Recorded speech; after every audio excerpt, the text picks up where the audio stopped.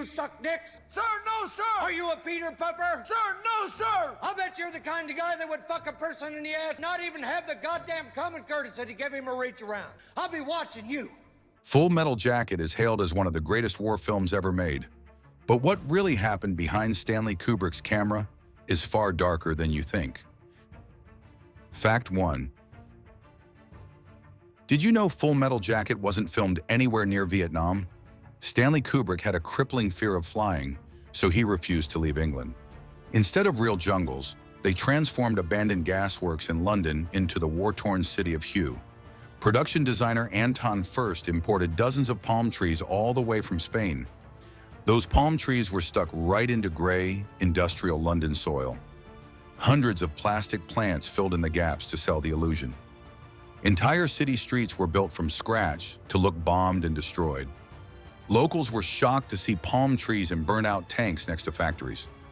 Huge concrete towers were rigged with explosives for dramatic battle shots. Some neighbors sneaked onto the set at night to collect chunks of rubble. Actors had to wear hidden sweat packs to look drenched in tropical heat. The jungle sounds you hear were all added in post-production. At night, fake fires made the set glow like a battlefield on fire. British Royal Marines were hired to play American soldiers. They practiced American slang to sound convincing. Kubrick was so obsessive, he'd stop filming if the wind blew away dust. Between takes, the crew had to rearrange debris to keep continuity perfect. Uniforms were sprayed with fake dirt before every shot. Local kids stole palm fronds as weird souvenirs. Watching the film, you'd never guess it's all in East London. Kubrick's dedication turned a factory yard into war-torn Vietnam. It's one of his greatest tricks, and it's just the first secret behind Full Metal Jacket. Fact 2. Holy Jesus. What is that? What the fuck is that? What is that, Private Pile? Sir, jelly donuts, sir! A jelly donut? Sir, yes, sir! R. Lee. Ermey was never supposed to play Gunnery Sergeant Hartman. He was originally hired as a technical advisor because he was a real Marine drill instructor. He terrified the cast so much that Kubrick took notice. Ermey asked for a chance to audition for the role himself. He made a homemade tape where he hurled insults non-stop for 15 minutes. He even threw tennis balls at the camera to show he could improvise under pressure. Kubrick was so impressed he fired the original actor. Even so, the studio didn't believe Ermey could act. They worried he'd be too stiff or one-dimensional, but Kubrick gave him freedom other actors didn't get. Almost all of Ermey's lines were improvised. The legendary insults came straight from his real drill instructor days. He was so real that young actors sometimes cried for real during scenes. Matthew Modine said Ermey never turned off the sergeant persona, even off camera. Ermey made the cast do real drills every day.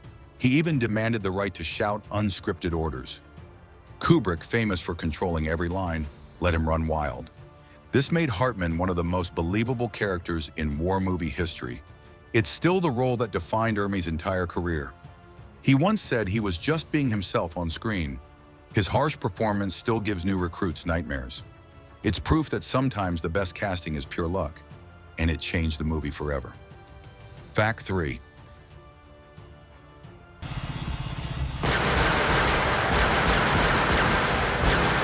The sniper scene is one of the most shocking moments in the film. It took weeks to shoot what amounts to just a few minutes on screen. Kubrick made the actors do take after take in freezing conditions. Actress Ngok Lee, who played the sniper, was only a teenager. She'd never acted before and spoke barely any English. She landed the role because of her haunting look. She lay still for hours, pretending to be dead between takes. Matthew Modine and his co-stars stood in ankle-deep cold water for hours. Real explosives were used to blow up parts of the set. Gunfire was so loud that some actors worried about losing their hearing. Kubrick once told Modine his death face didn't look real enough. Modine practiced in front of a mirror just to please him. The tension made the scene feel genuinely unsettling. The final shot of the sniper begging to be shot shocked audiences. Some people thought it was too brutal for a mainstream film. Kubrick refused to soften it, calling it the heart of the movie. The slow-motion shots add to the nightmarish effect. It shows the ugly reality of urban warfare. The young actress was paid so little for her intense performance. Years later, she vanished from acting altogether. She left behind one of the most haunting scenes in war film history. It's a reminder of how far Kubrick pushed people for his vision, and it still disturbs audiences to this day. Fact 4. You people want one? No, sir, we're reporters from Stars and Stripes. One of the film's most iconic images is Joker's helmet. It famously says "Born to Kill" while he wears a peace sign on his jacket. This wasn't just a cool design, it came straight from real Vietnam soldiers. Some Marines actually painted contradictory slogans on their gear. Kubrick loved the irony of showing the duality of man. Matthew Modine suggested adding the peace button himself. He felt it made Joker stand out from the other Marines. Kubrick agreed, and even used it as a theme for Joker's entire character. In interviews, Modine said the patch was inspired by actual photos from the war. It highlights the absurdity of soldiers trying to stay human in inhuman conditions. The line, "I think I was trying to suggest something about the duality of man, sir," was partly Modine's idea. Kubrick ran with it and made it one of the film's most famous quotes. Real Marines who served in Vietnam said they'd seen similar contradictions. Some painted peace signs on their helmets while carrying machine guns. Kubrick wanted to show how war messes with the mind. Joker's helmet became a symbol for the movie's message. It's now one of the most recognizable props in film history.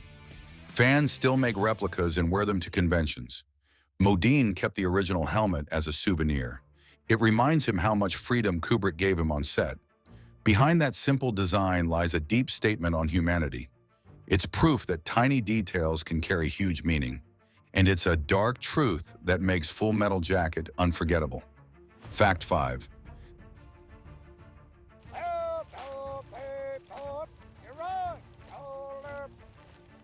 Stanley Kubrick was infamous for his endless takes. Full Metal Jacket pushed that to new extremes. Actors sometimes had to repeat a single scene over 100 times. Matthew Modine recalled one scene that took 37 takes just to get a line right. Kubrick believed repetition broke down fake acting habits. He wanted raw, exhausted performances instead. Some actors lost their voices from shouting so much. Vincent D'Onofrio said his knees would ache from so many takes. Extras fell asleep on set waiting for Kubrick to yell action. One shot of a helicopter flying overhead was repeated dozens of times. Pilots burned through fuel just hovering in circles. The production schedule stretched on for months longer than planned.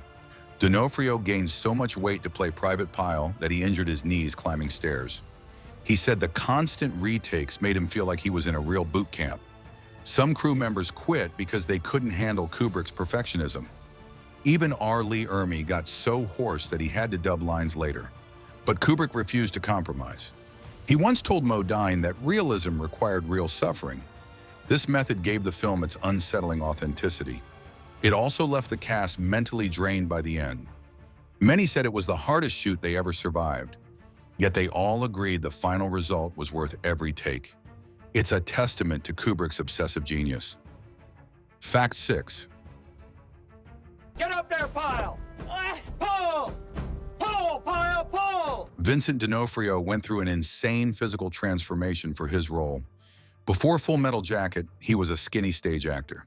Kubrick told him to gain as much weight as possible to play Private Pyle. D'Onofrio put on 70 pounds in just a few months. That was a record for an actor gaining weight for a role at the time. He became nearly unrecognizable to friends and family. The extra weight destroyed his knees during the endless takes. He once tore ligaments just climbing stairs on set. Off camera, he struggled to fit into normal clothes. He also had to shave his head every day to keep his recruit look. D'Onofrio said strangers would insult him in public because he looked so different. After filming, he spent months losing the weight again. He found the mental toll even harder than the physical. Playing Pyle's tragic breakdown left a mark on him for years. He has called the role both a blessing and a curse. Despite the pain, it made him a Hollywood star overnight. He received praise for his haunting performance. The iconic bathroom scene remains one of Kubrick's most chilling moments. D'Onofrio later said he'd do it all again for Kubrick's vision. He kept Pyle's uniform as a memento. His dedication inspired other actors to push their limits. It proved how far Kubrick would push people to create perfection, and it shows the dark side of method acting at its extreme. Fact 7. What's your name, scumbag? Sir, Private Brown, sir! Bullshit. From now on, you're Private Snowball. Do you like that name? Sir, yes, sir! The brutal boot camp scenes look real because they almost were. Ermey made the recruits go through real military drills. Actors did push-ups until their arms gave out. They marched in formation under Ermey's orders day after day. When someone messed up, the whole group was punished. Ermey improvised many punishments that weren't in the script. He made them run laps for forgetting lines. Some actors said they'd wake up sore every morning. They weren't allowed to break character between takes. Kubrick wanted to capture genuine fear and exhaustion. Extras were given real buzz cuts by Ermey himself. When actors cried in scenes, those tears were often real. The intensity bonded the cast but also broke them down. D'Onofrio said the yelling haunted him at night. Modine kept a notebook just to remember his commands. Ermey would scream at the camera crew if they made noise. He once lost his voice but refused to stop yelling. Kubrick loved how Ermey's real-life discipline brought authenticity. Some lines weren't scripted but captured raw. The result feels like a documentary more than a movie. Veterans praise the accuracy of the training scenes. It's proof that sometimes reality is harsher than fiction, and it turned a soundstage into a real-life boot camp nightmare. Fact 8. Stanley Kubrick was notorious for fighting studios over control. Full Metal Jacket was no exception. Warner Brothers worried the film was too dark and too long. They pushed him to shorten brutal scenes. Kubrick refused to cut the shocking moments. He believed the horror needed to stay raw and honest. He even argued about the film's final structure. Some producers wanted the boot camp and Vietnam parts split into two movies. Kubrick rejected that idea completely. He insisted the two halves told one tragic story. Executives demanded more action scenes. Kubrick ignored them and focused on psychological tension instead. He fought to keep the infamous bathroom scene uncut. The MPAA tried to give the film an X rating at first. Kubrick pushed back until they relented. He made edits only when absolutely forced to. The version released was almost exactly what he wanted. He refused to do press junkets to explain the film. Kubrick believed the movie should speak for itself. Studio execs called him impossible but brilliant. His stubbornness preserved the film's disturbing power.